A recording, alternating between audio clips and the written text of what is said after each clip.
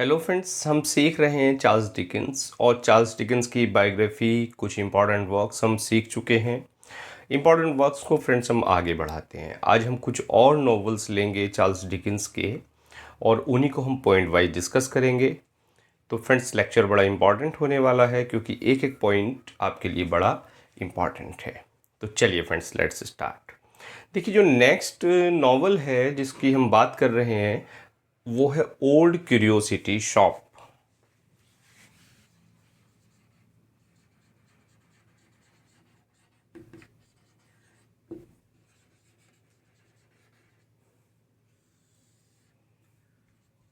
Old curiosity shop.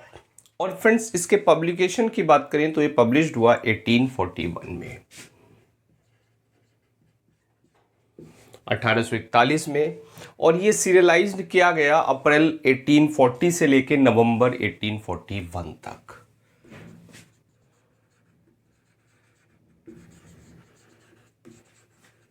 Serialised from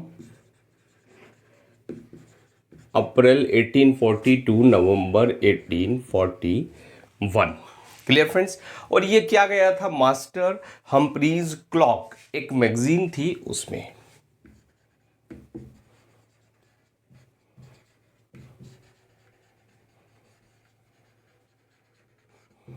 master Humphrey's Clock में। Clear friends. ये actual में एक स्टोरी है, लाइफ ऑफ नेल ट्रेंट। एक यहाँ कैरेक्टर है नेल ट्रेंट। तो नेल ट्रेंट की कहानी है और उसके ग्रैंडफादर की। Clear friends. जो दोनों ही ओल्ड क्यूरियोसिटी शॉप जो लंदन में है उसमें रहते हैं। There is a story of Nell Trent and her grandfather.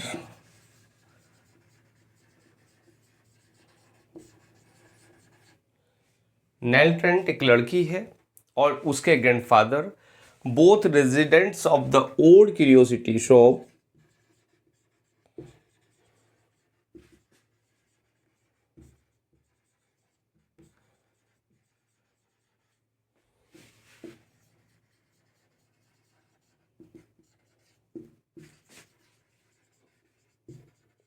In London. बात क्लियर फ्रेंड्स। क्वीन विक्टोरिया ने इस नॉवल को कहा है very interesting and cleverly written. Queen Victoria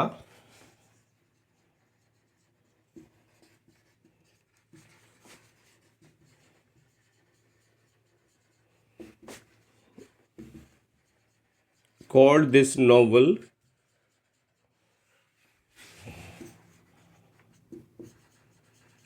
very interesting and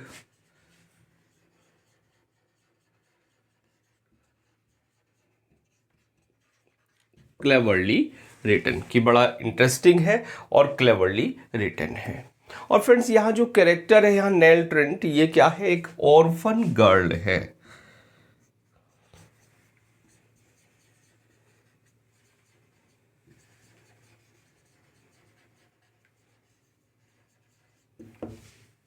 बात क्लियर। तो चलिए नोट करते हैं फिर आगे बढ़ते हैं।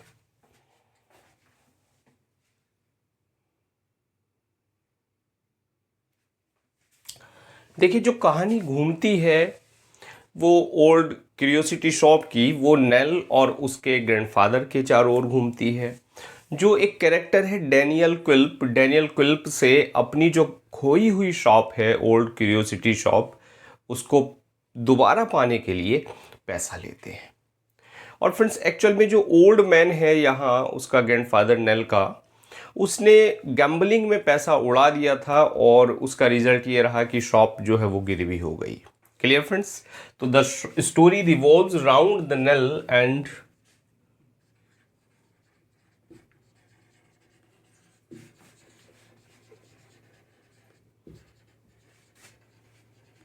Round Nell and her grandfather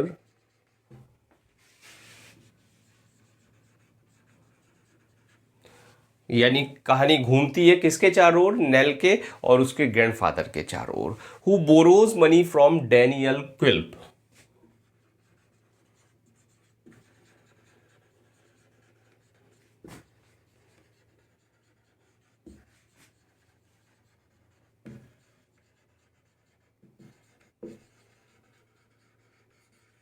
Daniel Quilp से। क्लियर फ्रेंड्स, एक नया कैरेक्टर मिल गया हमें डैनियल क्विल्प से। To retrieve his old curiosity shop.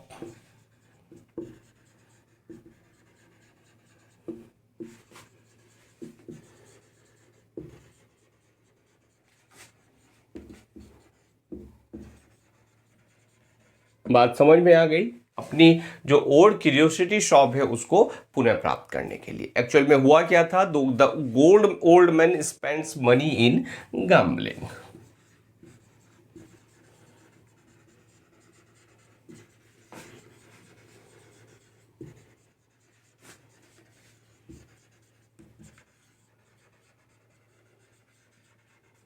Gambling में, जुए में ओल्ड मैन जो है वो पैसे को खर्च कर देता है। अब उसका रिजल्ट क्या होता है फ्रेंड्स, चूंकि शॉप तो गिरवी हो गई, डैनियल क्विल्प से पैसा भी ले लिया, तो डैनियल क्विल्प क्या करता है, उस शॉप को सीज कर लेता है।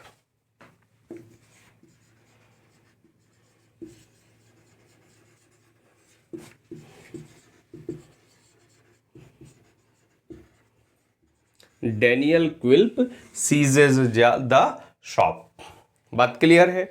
अब शॉप सीज हो गई, चूंकि शॉप में ही रहना था ओल्ड लिटिल नेल का और उसके ग्रैंडफादर का। उसका रिजल्ट क्या हुआ, दोनों ही वहां से चले जाते हैं और एक कंट्री साइड में जाके एक जो कॉटेज थी कंट्री चर्च में, उसमें वो क्या करते हैं, रिफ्यूज ले लेते हैं। Clear friends.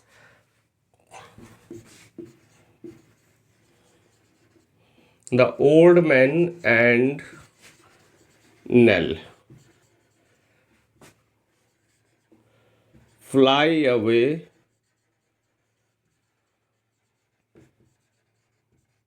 and take refuge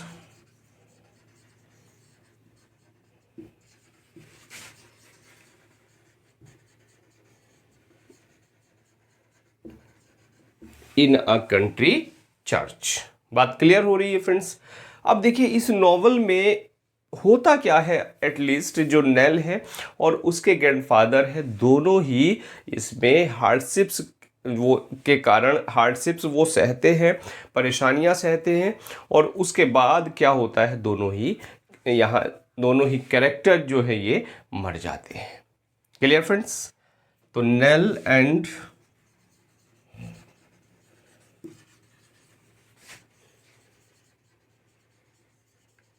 and her grandfather die in the novel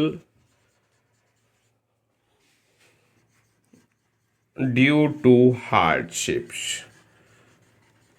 बड़ी पैथेटिक स्टोरी है फ्रेंड्स इस नॉवल की, हार्डशिप्स। क्लियर हो गई बात। यहां एक कैरेक्टर और है फ्रेंड्स, क्रिस्टोफर किड। वो नेल का फ्रेंड है और सर्वेंट है।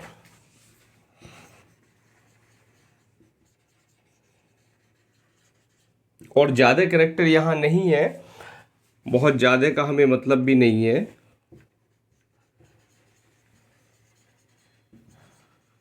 Nail friend and servant. Clear friends. तो चलिए इस नोवेल की कहानी पूरी हुई, नोट करते हैं फिर आगे बढ़ते हैं।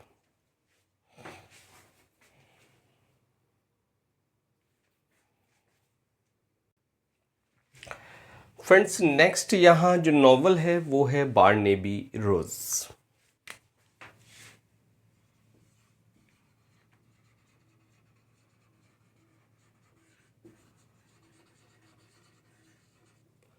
बारनेबी रोज, और इसको कहा जाता है, इसका सबटाइटल है a tale of the riots of 80।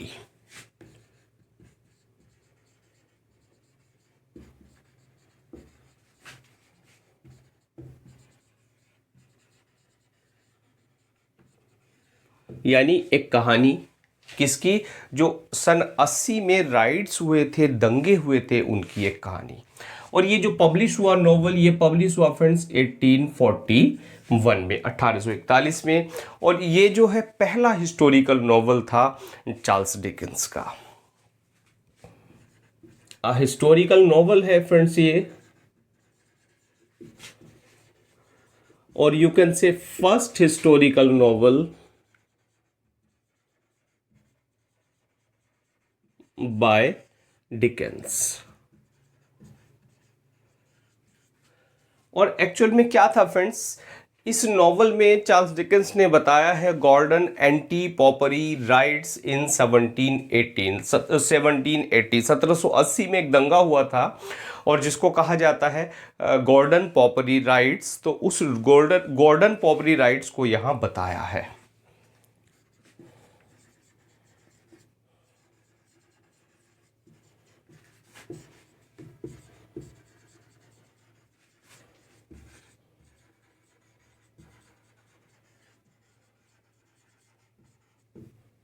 और कब हुआ था फ्रेंड्स? इन 1780 में दंगा हुआ था। देखिए गॉर्डन, यहाँ एक लॉर्ड गॉर्डन था, लॉर्ड जॉर्ज गॉर्डन। गॉर्डन ने एक एक्ट लाया था पार्लियामेंट में, और कुछ ये जो था कोई रिलेटेड था, जो पोपरी सिस्टम से रिलेटेड था, यानी जो कैथोलिक सिस्टम था उससे रिलेटेड था, उसमें जो लैंडेड प्रॉपर्टी के अगेंस्ट था। तो इससे जो है दंगा भड़क गया था। और इसमें, इस दंगे में एक्चुअल में देखिए यहाँ जो वर्ड है पोपरी, ये क्या है? ये पोप से आया है, related to pope.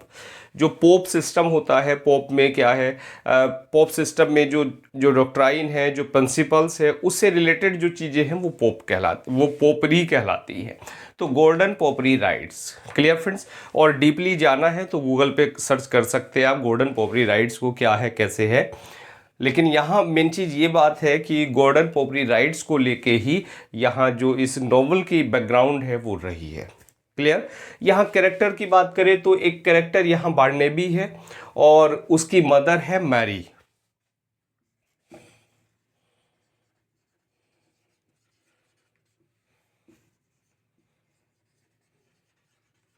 बार्नेबी and his mother Mary. और एक और कैरेक्टर फ्रेंड्स यहाँ Gabriel, Dolly etcetera.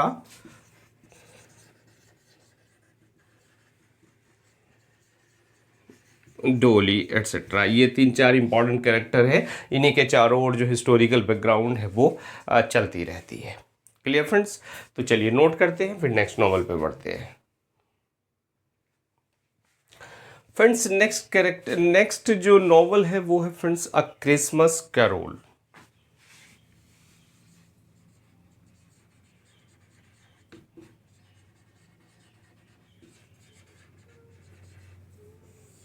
Christmas carol, और ये आया 1843 में। इसका जो सबटाइटल है वो है in prose being a ghost story of Christmas.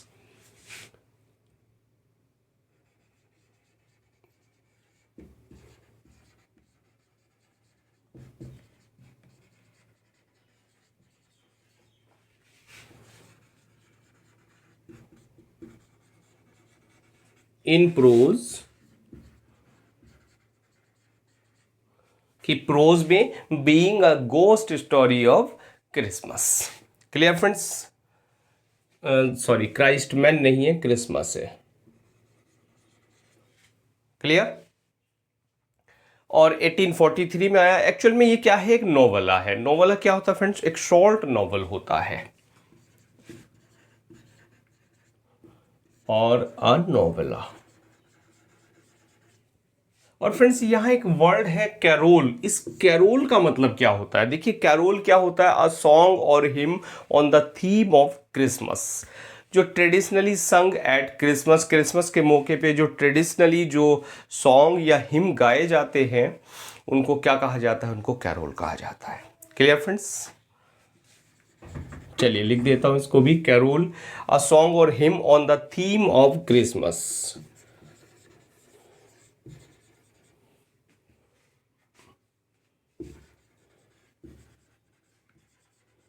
On the theme of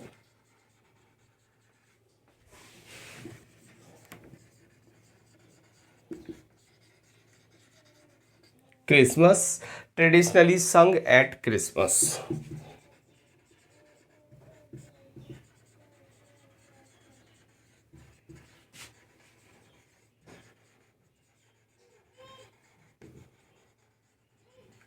Christmas. बात क्लियर फ्रेंड्स। इसके सेंटर कैरेक्टर की अगर बात करें तो सेंटर कैरेक्टर है यहां पर एबे एबे Ebenezer screws.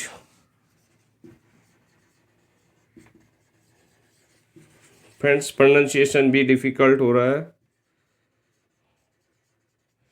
Ebenezer, EBENEZER, Ebenezer, Ebenezer पढ़ो, एबेनेजर पढ़ो, एबेनीजर पढ़ो, क्या है। और स्क्रूज, SCROOG, एबेनेजर स्क्रूज, ये यहाँ सेंटर कैरेक्टर है। और ये क्या है, एक माइजरली बिजनेसमैन है।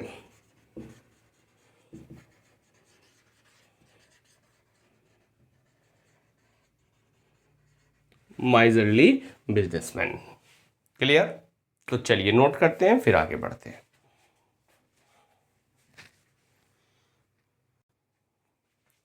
फ्रेंड्स नेक्स्ट यहां जो नॉवल है वो है Martin Chuzzlewit.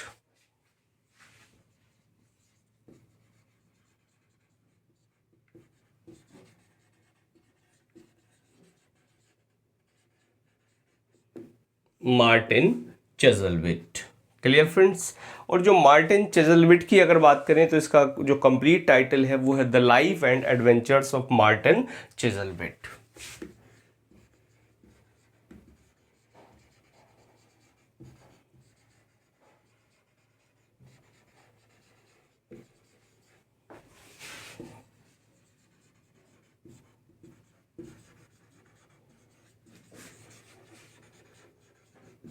The life and adventures of Martin Chuzzlewit. और फ्रेंड्स ये नॉवल आया 1844 में, 1844 में। और ये जो नॉवल है ये एक पिकारेस्क नॉवल है।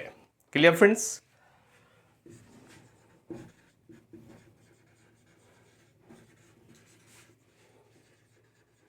और पिकारेस्क की अगर बात करें तो जो पिकारेस्क है ये स्पेनिश वर्ड है, पिकारो, पिकारो से आया है। पिकारो का मतलब होता है रोग और रास्कल। पिकारो स्पेनिश मीन्स रोग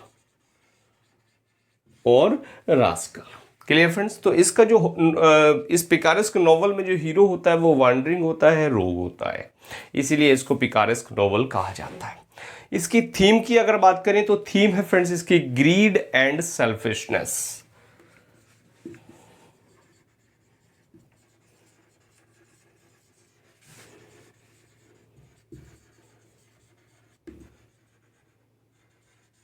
ग्रीड एंड सेल्फिशनेस। ये डेडिकेट किया गया एंजेला जॉर्जियाना को, एक फ्रेंड।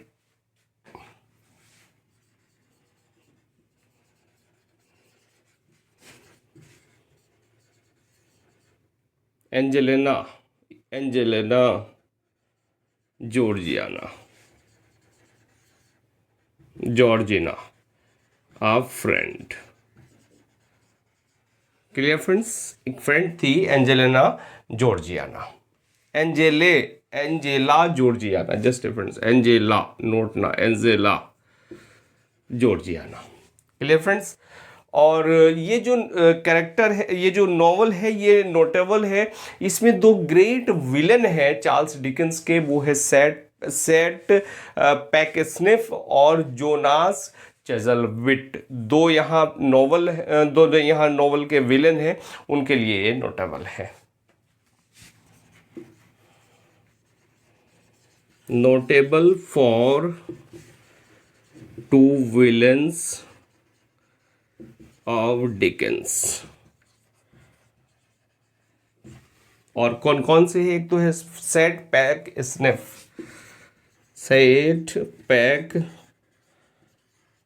स्निफ। Clear friends. और दूसरा है जोनास चजलविट।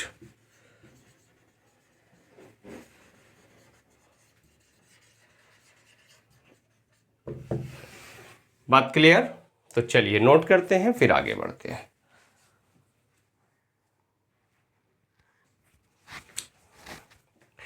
फ्रेंड्स नेक्स्ट नॉवल है डोम्बी एंड सन।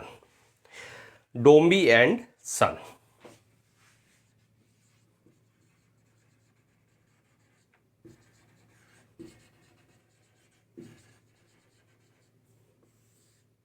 ये कहानी है एक कैरेक्टर की, और कैरेक्टर फ्रेंड्स डोम्बी, जो 48 इयर्स का एक शिपिंग फर्म ओनर है। कौन? डोम्बी, और उसके बेटे की। और एक्चुअली ये पब्लिश हुआ था 1848 में। बात clear? Tells the story of a shipping firm owner Dombey, Paul डोम्बी।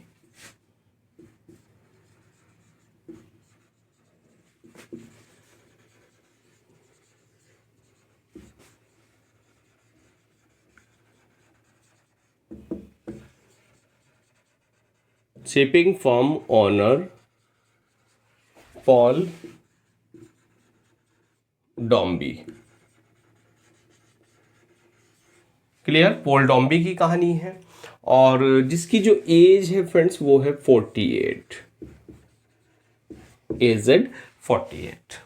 डोम्बी after the death of his son, इसका एक बेटा है जिसका नाम है पॉल। तो पॉल की डेथ के बाद क्या होता है? नेग्लेक्ट्स हिज डॉटर फ्लोरेंस। फ्लोरेंस है इसकी डॉटर, उसको वो नेग्लेक्ट कर देता है।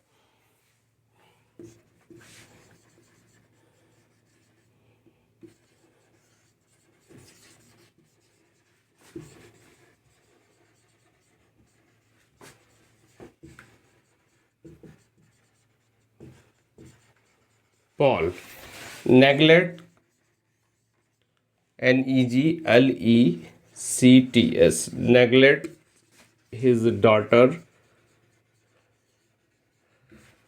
फ्लोरेंस। Clear friends? बस इतनी सी बात। तो चलिए नोट करते हैं, फिर नेक्स्ट प्ले को हम नोट लेते हैं।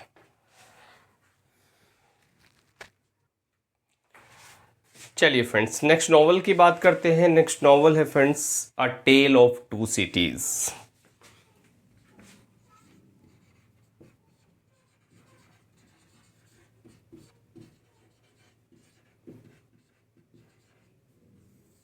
और फ्रेंड्स ये जो चार्ल्स डिकेंस का ये सेकंड हिस्टोरिकल नॉवल है। फर्स्ट हिस्टोरिकल नॉवल था बार्नेबी रोज, और इसकी बात करें तो ये पब्लिश हुआ 1859 में।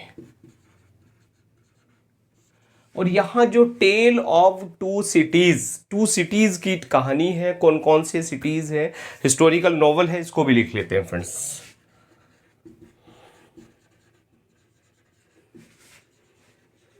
और कैसा है? सेकंड हिस्टोरिकल नॉवल, क्योंकि फर्स्ट हिस्टोरिकल नॉवल था बार्नेबी रोज, सेकंड हिस्टोरिकल नॉवल ये है। Sets in London and Paris.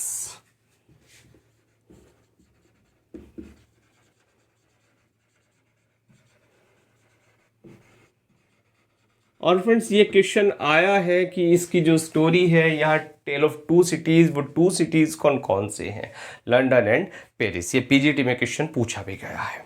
और जो कहानी है फ्रेंड्स, जो 1775 से लेके 1792 तक की इसमें स्टोरी है। Clear friends? यानी you can say before and during the French revolution.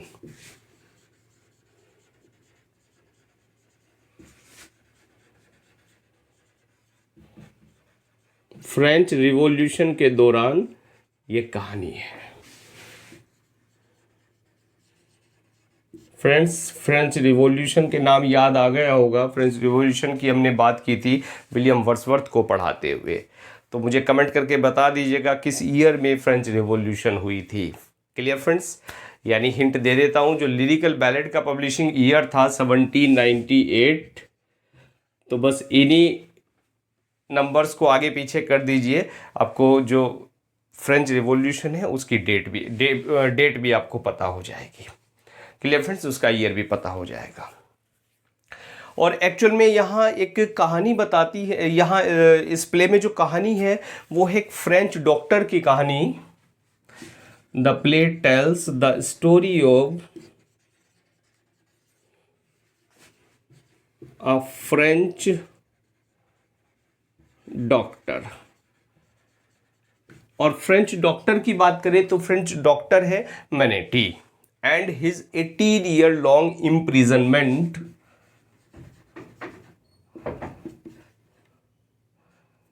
MANE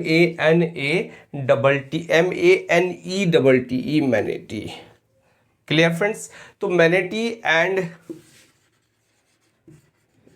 his 18 years long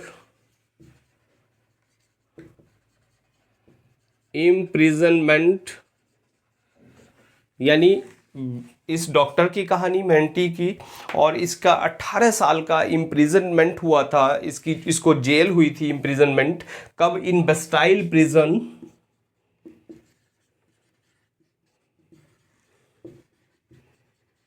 बस्टाइल prison में। Clear friends? और ये बस्टाइल जो प्रिजन है ये कहाँ है? ये है पेरिस में।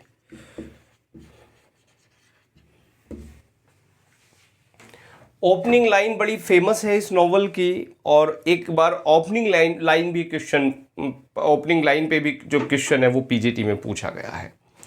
The opening line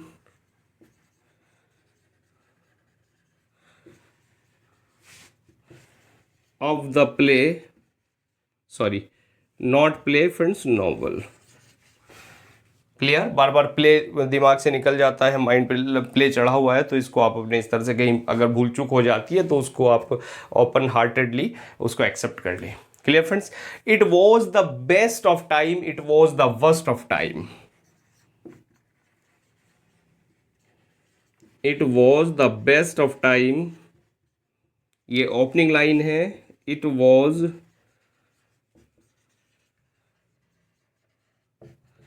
the worst of time, कि ये जो समय था वो क्या था? सबसे अच्छा समय था और सबसे खराब समय था। और यहाँ पे ये कई एंटीथेसिस यहाँ ऑथर ने दी हैं, और ये जो एंटीथेसिस दी हैं, ये जो फर्स्ट लाइन्स हैं इसकी 4-5-6 लाइन, उनमें देखोगे तो सब में एंटीथेसिस ही यहाँ दे रखी है। अगर कैरेक्टर की बात करें तो फ्रेंड्स यहाँ एक कैरेक्टर है ल्यूसी मैनेटी, डॉटर है डॉक्टर मैनेटी जो है, ये इसकी डॉटर है ल्यूसी मैनेटी, और एक मिस्टर डिफार्ज है और एक मिसेस डिफार्ज है। दो कैरेक्टर यहाँ डिफार्ज के नाम से भी है, ल्यूसी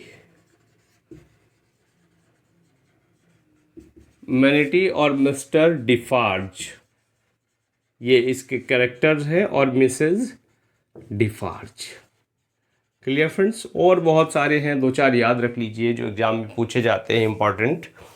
तो चलिए फ्रेंड्स, इसके बाद हम डिस्कस करेंगे डेविड कॉपरफील्ड, बड़ा इंपॉर्टेंट नॉवल है, और फ्रेंड्स बहुत लेंदी भी है, वो यहाँ डिस्कस करेंगे तो बहुत सारी बातें भी उसमें निकल के आएंगी, तो लेक्चर काफ़ी लेंदी हो जाएगा उसको अगर डिस्कस करने लगे।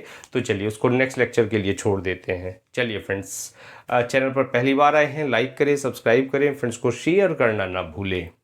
और फ्रेंड्स लाइक के साथ साथ आप क्या कर सकते हैं, नोटिफिकेशन बेल को ऑन कर दें, ताकि जो भी लेक्चर चैनल पर आए वो सबसे पहले आप तक पहुंच जाए। चलिए फ्रेंड्स, मिलते हैं नेक्स्ट लेक्चर में। Now thanks for watching this video.